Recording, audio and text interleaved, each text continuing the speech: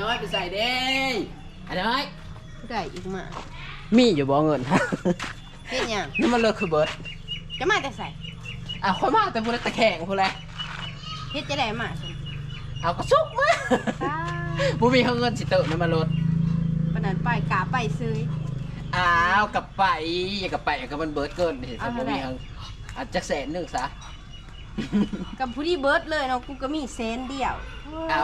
กลับไปยืมไปใส่น้ำมันรถซื้อแล้วก็เสียมาคืนดอกจักมืออืดไปเสียมาคืน ถือมาอยู่บ่บัตร บ้านดิฉัน บัตรประจำตัวเนาะ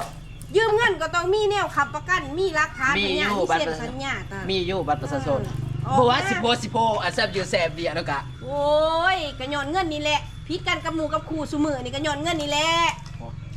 เงินบ่มีผิด ข้าพเจ้าซื้อเท้าอาจุยแสงอานนท์ได้ยืมเงินอาน้อยจำนวน100,000 กีบมืออื่นสีแทน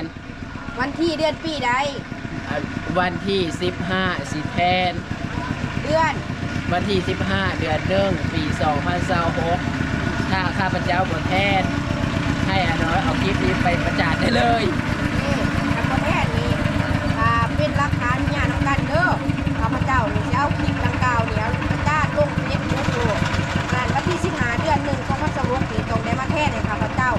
นะเวลาที่ว่าเพิ่นมายืมนี่เนาะเอาเวลานี่แหละเวลา4 โมง 5 โมงแรกเนาะ สิประจานอะไรบ่นี่ ประจานแท้ อ้าว